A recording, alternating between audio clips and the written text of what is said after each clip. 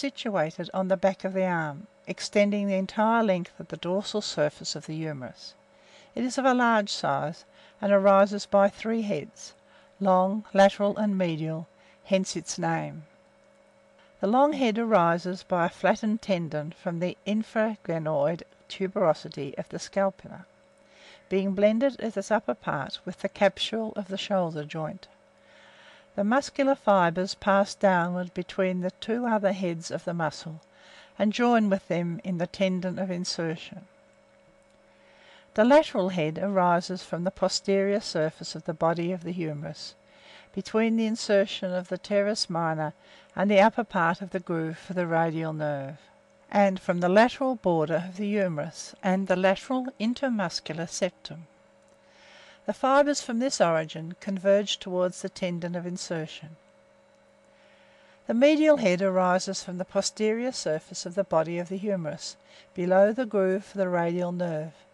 It is narrow and pointed above, and extends from the insertion of the teres major to within 2.5 centimetres of the trochlea.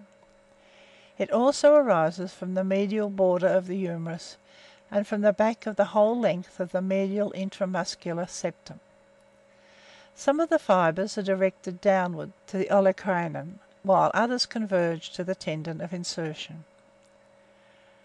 The tendon of the triceps brachii begins about the middle of the muscle. It consists of 2 aponeurotic laminae, one of which is subcutaneous and covers the back of the lower half of the muscle. The other is more deeply seated in the substance of the muscle.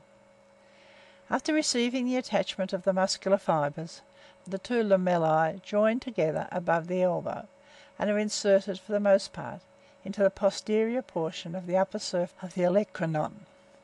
A band of fibres is, however, continued downward on the lateral side, over the anconeus, to blend with the deep fasciae of the forearm.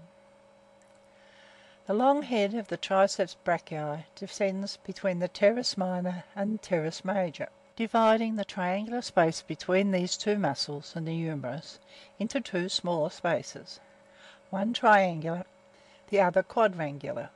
The triangular space contains the scapular circumflex vessels.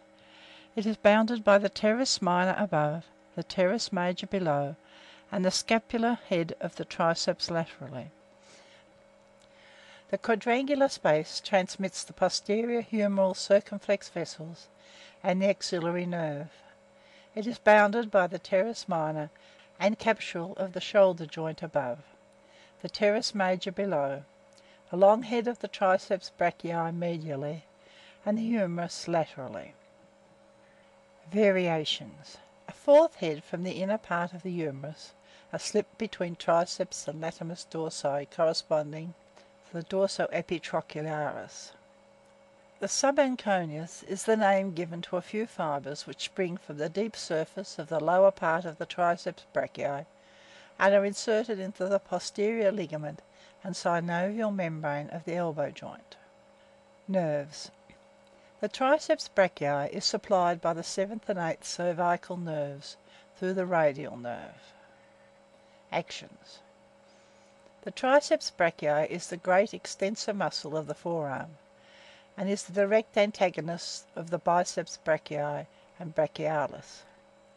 When the arm is extended, the long head of the muscle may assist the teres major and latissimus dorsi in drawing the humerus backward and in abducting it to the thorax. The long head supports the under part of the shoulder joint. The subanconius draws up the synovial membrane of the elbow joint during extension of the forearm. End of section 45.